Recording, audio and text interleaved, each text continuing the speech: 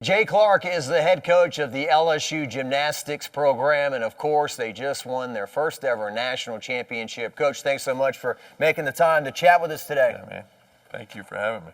How's your life changed in the last 72 hours or so? It's been a whirlwind. It's been crazy since we got back, but it's been good. You know, so many fans, people congratulating us. This town is different, as you know, in terms of the fan base, and they're just, you know, the whole community has just been awesome. They're so proud of everything and excited for the future. And so really hadn't had time to kind of just decompress and enjoy it and take a deep breath. We got coaches on the road already, you know, trying to strike while the iron's hot. So it's busy, but it's a good busy. Yeah.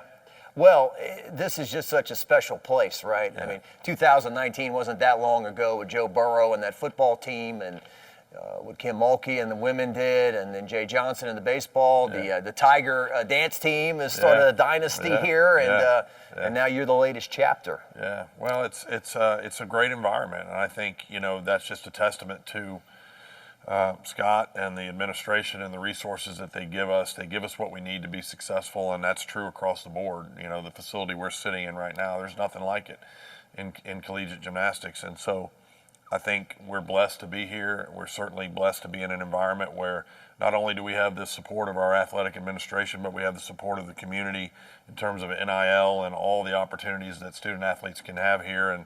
And we want every kid that ever thought about being an LSU Tiger to be one and understand that they can come take advantage of this. Absolutely. And quick shout out to Benny Brazil and LSU track, national champions as well, too. Absolutely. He's going to be watching this and say, you forgot me. But and to talk about this building, you know, credit needs to go where credit is due. Sure. The former AD, Joe Oliva. Sure. Right? Dee Bro, Yeah. obviously. Yeah. If you walk by the LSU indoor track, you'll see a little corner of where there's foam and equipment. That's where the team used to practice for all those years.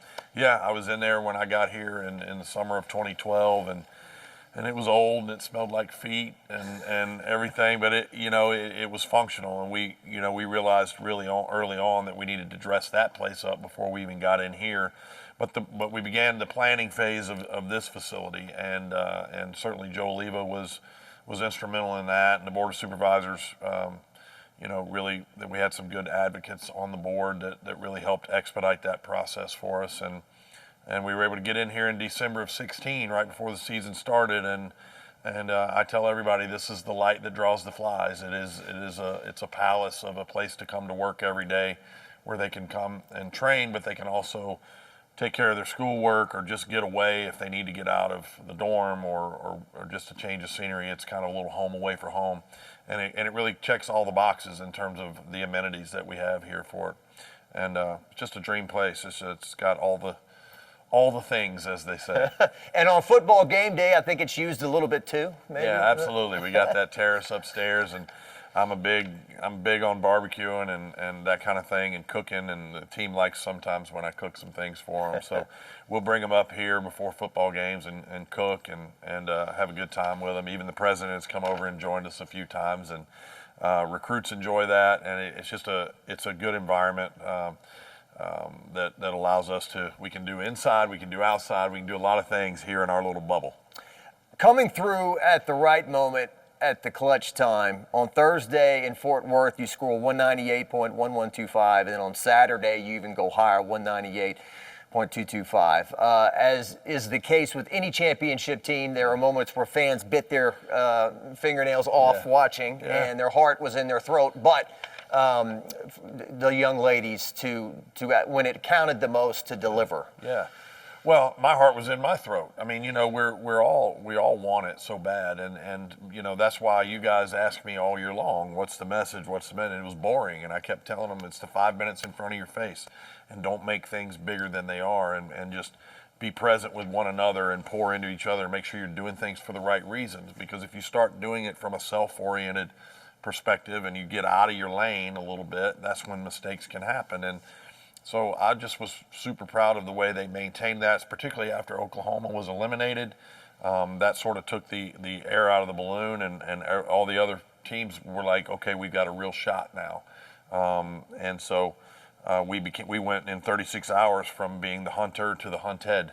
as we became the favorite overnight, and that can change because there's a lot of noise, that the kids begin to hear, and they start to hear that kind of stuff. And so we just cautioned them to stay true to what had worked for us all year long and to bring that personality and that mindset to what they did, and they did a tremendous job doing that. Not to go off on a tangent and be a simpleton, but as somebody who covered the LSU Women's Basketball National Championship, the parallels to me were striking in the fact that all year long, LSU women's basketball, they're really good. They got a really good team, but South Carolina, they're unbeatable. I mean, they're going to have a bad day or something. Right. Same thing in your case. Like, I'd go to the gym and we'd be like, they got a really good team, but Oklahoma just got 5 perfect 10s in a meet, right? And so I was curious how you handled that aspect of it once the juggernaut was out. Yeah.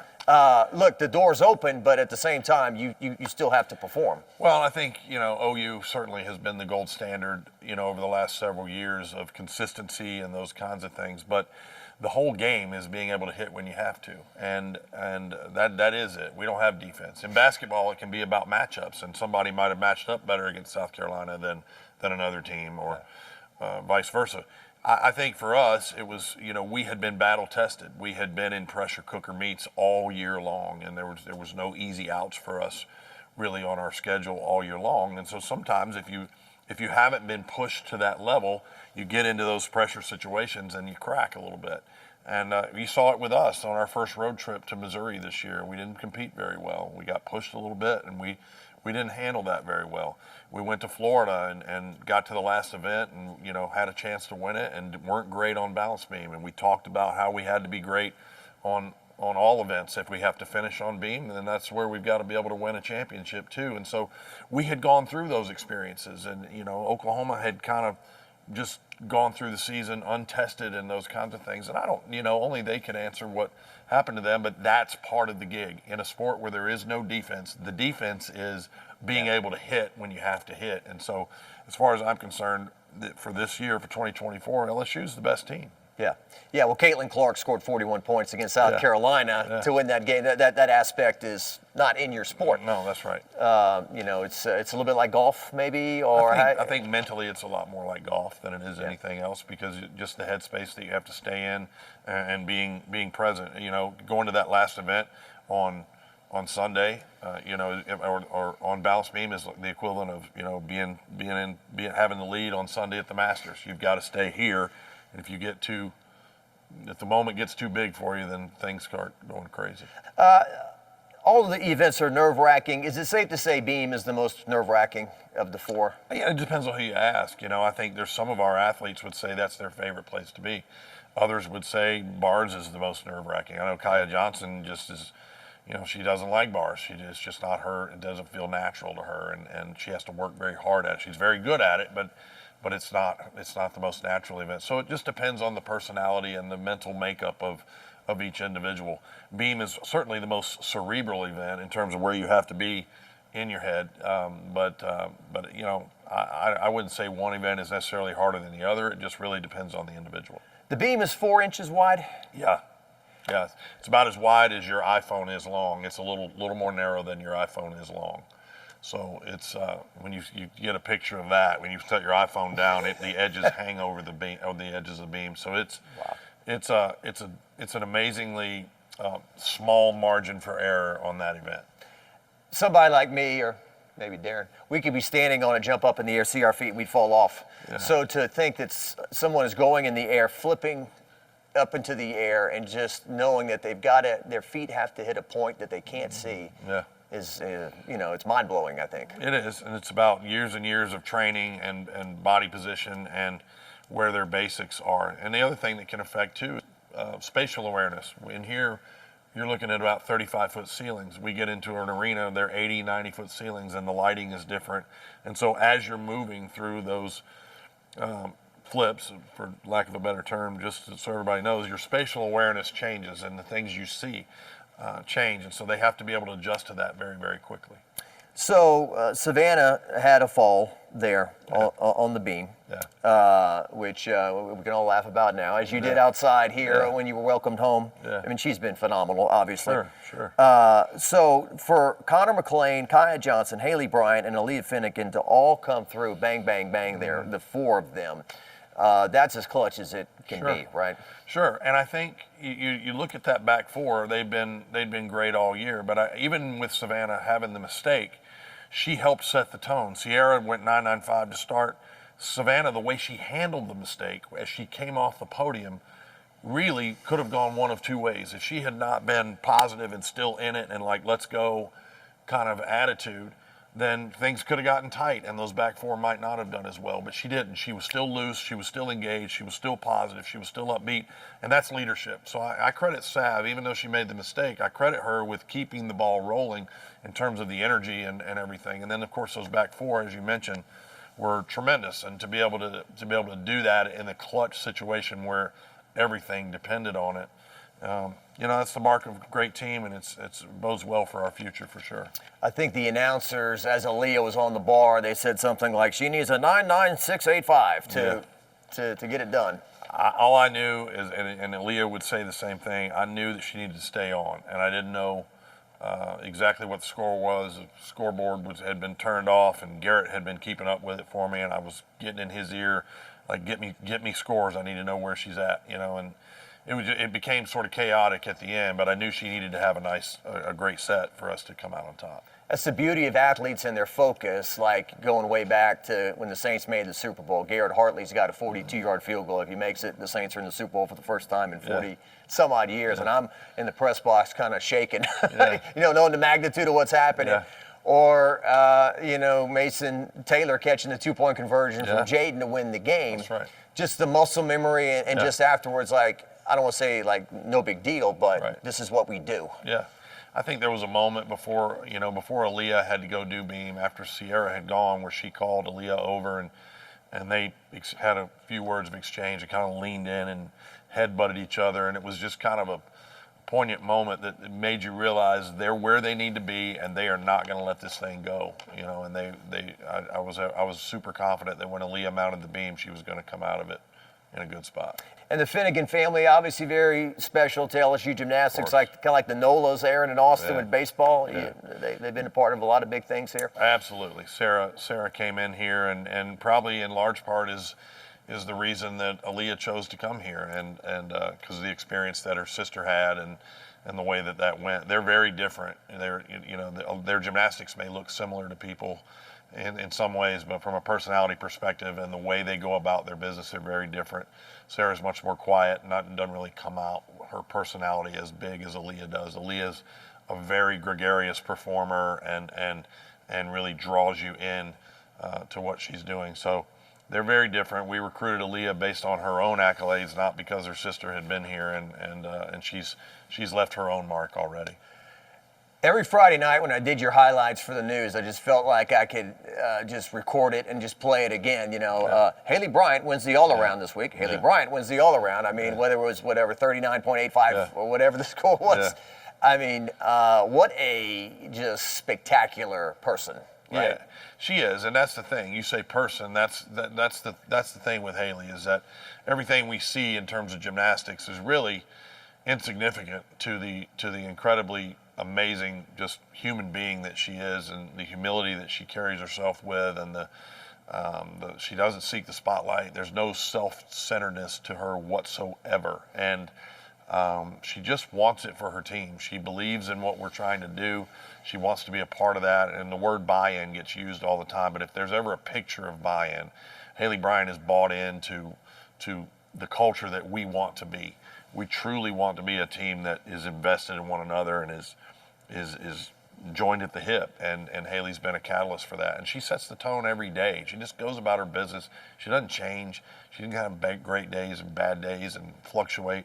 She's just Haley every single day. And when you have kids like that on your team, she and Kaya Johnson are very much cut from the same cloth.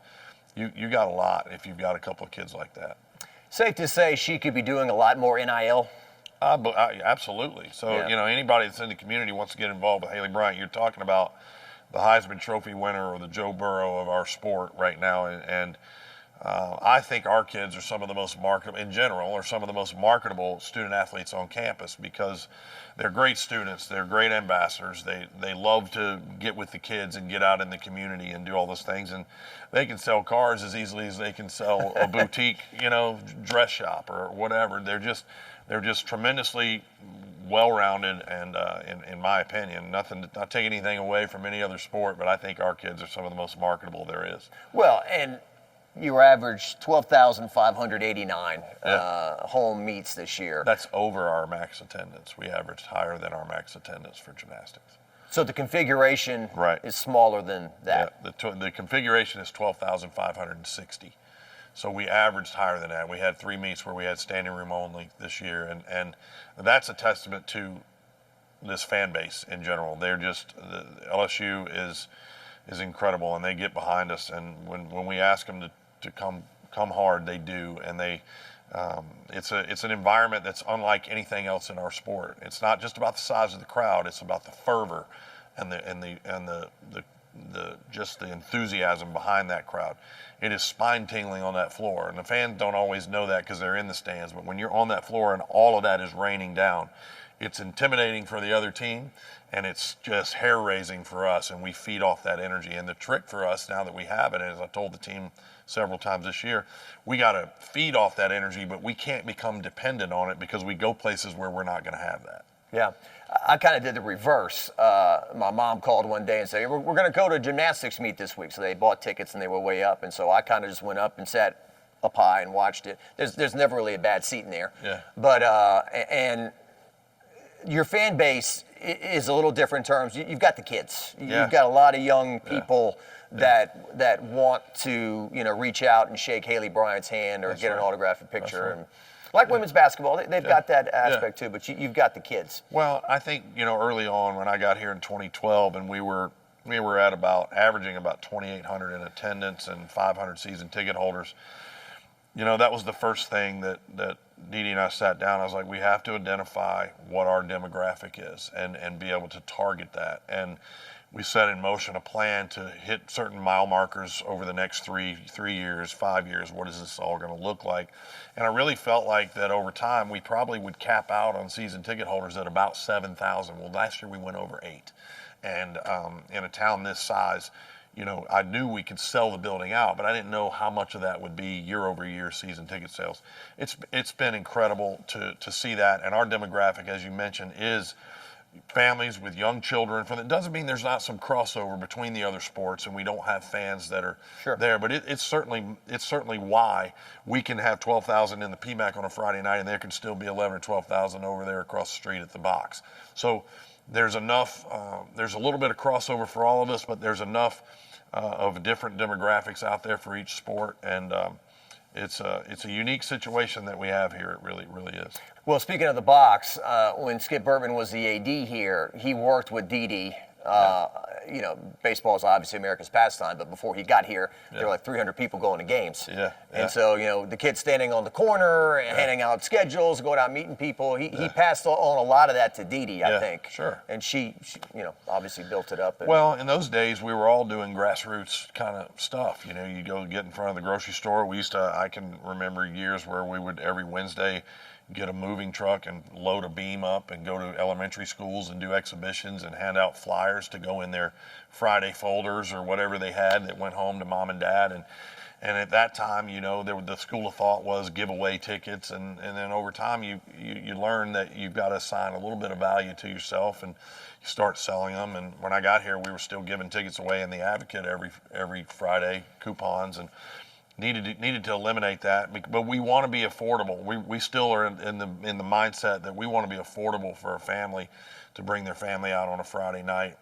Something we used to say it's cheaper than the movies. I don't know if we're cheaper than the movies anymore, but we do want to be a super affordable, great experience that's packaged well, that's fast paced, that the kids are entertained. I know we sell a lot of Dippin' Dots in there on Friday nights, and so it's a unique environment that we've been able to create. It's part athletic event, part Vegas show, and it's just a lot of fun, as you know.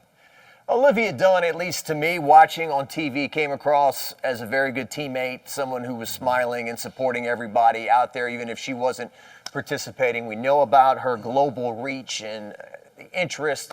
I guess simply, what has this all been like for you as the coach and Olivia here? Well, I started recruiting Olivia when she was in about 7th grade, when nobody knew that this phenomenon was going to occur. And certainly we had already sold the PMAC out before she got here, and then her presence as she came into college was tremendous and certainly made a big splash, and we started noticing when we'd go to other arenas, that the crowd would roar when her name was announced, and they were always seeming to have their biggest crowds of the year, and I think that had a lot to do with her. But she's been a tremendous teammate, and if you talk to her and you get to know her, when she's with us, she's Liv or Olivia. The Livy Dunn thing is the social media empire that's out there that we don't really involve ourselves in. When she's in here, she's just another one of these gymnasts who loves to do her sport, and she has stayed with it because she loves it. It hasn't always been easy for her because each team she's been on has been better and better, and so she went from playing one role and then had to play different roles as has gone along. But I think she's gotten comfortable in the role that she's played here. She's been great and gracious to her teammates when she's gotten big deals. She's helped facilitate deals for them through the Livy Fund at Bayou Traditions and in the collective. And so she's been, this was all uncharted territory for us, this NIL thing, and I couldn't ask for a better poster child for that, because the character that she has shown, and it's not gone to her head. It's not something that has affected her ability to be relatable and engaging with her teammates and with people around this town, and so I'm just proud of her the way she's handled it. It was hard for a year, the time management was tough, and it was tough on her emotionally, because she was trying to figure out, how do I manage this part of my life and still do this thing that I love and go to school, and it took a little while for her to get a handle on it, but she's done a magnificent job of doing that. I had to laugh at least one time last year. I think Entertainment Tonight or Inside Edition or one of those, they came here. It was Inside Edition. Inside Edition. Yeah. And I don't even think they know the rules of a press conference and how they were asking questions. But I watched the piece they did, and I think they called it the LSU Stadium. And then they said there were 12,000 people there, all there to see Olivia Dunn, which, they were, but they're there to see your team, yes, obviously. Absolutely. And so you have to deal with some things sometimes where some people don't cover you on a day-to-day basis that are a little different. I saw something over the weekend as we got back, one of these, I don't know who it was not a very reputable outlet, but they posted something that went out that said Livy Dunn benched for the championship because she wasn't in the lineup. She was not benched.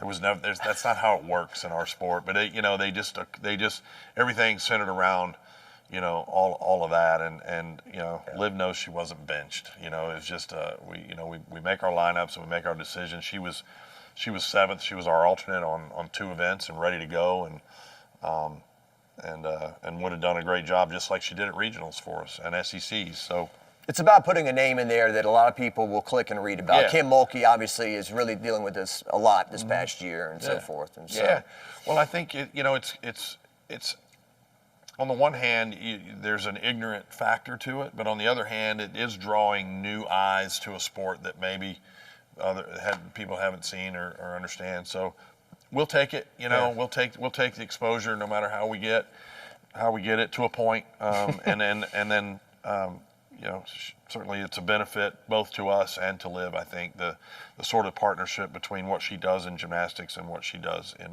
the NIL space. Skip Bertman said before he got to LSU, the good news is nobody cares. The bad news is nobody cares. Yeah, and now it's the good news is everybody cares, and the bad news is everybody cares. Yeah, right? It's one of those things. And if you get into coaching and you're worth your salt, you want to create expectation. And so we've been working at that, and we created a certain level of it. Well, now we've really created it. And so I think we all embrace the fact that we've created our own monster, and we want to continue to try to meet those goals. their expectations that we've had on ourselves around here for years. And so I'm glad everybody cares. I'm tired over the last couple of days, but I'm tired for a good reason, because everybody wants to support us, and everybody wants to talk about the accomplishment that these young women just accomplished and brought back to LSU for the first time. And so we'll embrace it, and we'll roll with it, and we're gonna try to squeeze every ounce of it out of it that we can. A few more things. Appreciate your time. Melissa wants to go to lunch, I'm sure. Yeah. So is Darren. You had a little lunch at Raising Cane's today. Big crowd out there. Yeah. Todd Graves has been a big supporter of women's athletics. Yes. Through NIL and so forth. This has become a tradition. Win a championship, go work at Cane's at LSU. It's just becoming like clockwork, right? Yeah. But so eventually you will face the whole following up a championship. Yeah. Did you get the big head, and did everyone come in shape and all that stuff? That'll be down the line, but that will eventually come, right? Sure, but I think will we have a team next year that's capable of doing it again? Sure. But I didn't guarantee we were going to do it this year, even though I knew we had a team capable of it. And we will have a team that's capable of it, and we're going to do everything in our power to adhere to the same standards and attributes that work for us this year. I think we have a mature group. I think they understand the value, and I think a lot of it has to do with last year when we had so much adversity. There's a lot of kids that'll be on this team next year that lived through that and that understand why we've had the success, and they'll convey that to the new faces, and we'll be able to come together. Doesn't mean there won't be some hiccups along the way. Doesn't mean there won't be moments where we wish we could have done better, but I think we'll be positioned to be competitive and be in the conversation. And as just like anything else, it's all going to come down to those 1 days at the end when you get into the postseason, who performs the best. And there were top teams that got put out at the regional level this year: UCLA, Michigan.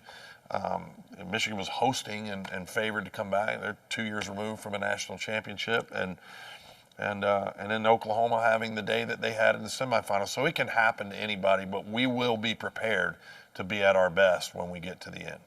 And as we're sitting here right now, Haley was just asked a while ago if she's coming back. She hasn't made that decision yet.